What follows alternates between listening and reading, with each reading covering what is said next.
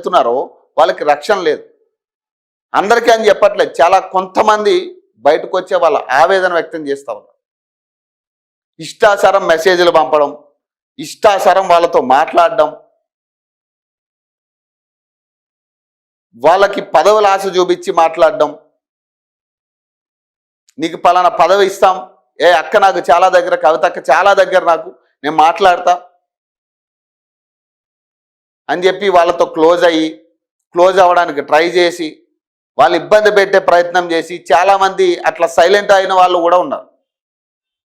ఎందుకు వచ్చింది ఈ పార్టీతో మనకి, ఏదో ప్రజల కోసం పనిచేద్దామని ఏదో పొలిటికల్ ఆశ ఉండి మేము పోతే అది పోయి ఇట్లాంటివన్నీ తయారైతే ఎట్లా కాపురాలు కూలిపోతాయనే కాడికి చాలామంది మానేసారు.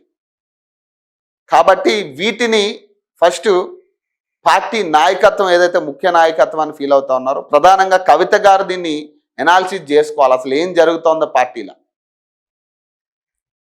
మహిళల కోసం నిర్మించుకున్న జాగృతి, అలాంటిది మహిళలు కరువు అవుతా ఉన్నారు. ఈ మధ్య కావాలంటే చూసుకోవచ్చు, మహిళలు కరువు అవుతా ఉన్నారు. ఆ పార్టీకి ఒక మహిళా నాయకురాలు వెంట మహిళలు కరువు అవుతా ఉన్నారు. కారణం ఇదే. కాబట్టి కవిత గారు సూటిగా చెప్తున్నా, కవిత గారికి ఇవన్నీ కూడా మీరు ఎనాలిసిస్ చేసుకోవాలి. మీకు పోకుండొచ్చు, మీ దాకా రాకపోయి ఉండొచ్చు, కానీ ఖచ్చితంగా మీరు ఎనాలిసిస్ చేసుకుని ఎక్కడ తప్పు జరుగుతూ ఉంది. అందరూ దొంగలు తయారయ్యారు, మీ వెనకే చాలామంది దొంగలు ఉన్నారు. కాబట్టి క్లియర్గా మీరు ఇవన్నీ తెలుసుకుని ఎనాలిసిస్ చేసుకుంటే మీరు రాజకీయ ఆవిర్భావం చేసే టైంకి పెర్ఫెక్ట్ నాయకత్వాన్ని నిర్మించుకునే శక్తి అవుతుంది. అలాగే నిన్న ఈ భూదాన్ భూముల మీద కూడా ఈమె ధర్నా చేస్తున్నారు. అవి కూడా చూద్దాం.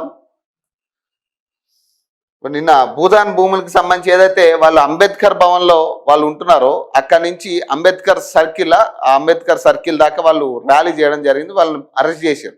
ఈయన విశారదన్ మహారాజ్, కవిత ఇద్దరు కలిసి. సో ఆమె ధర్నాకు దిగడం జరిగింది. ఇక్కడ క్లియర్గా అర్థమవుతుంది ఏంటంటే భూదాన్ భూముల్లో మ్యాపింగ్ అనేది మిస్ అయినట్టుగా కనపడతా ఉంది. మరి ఈ మ్యాపింగ్ ఎందుకు మిస్ అవుతా ఉంది? మ్యాపింగ్కి సంబంధించి మనకి క్లియర్గా ఒకతను మాట్లాడి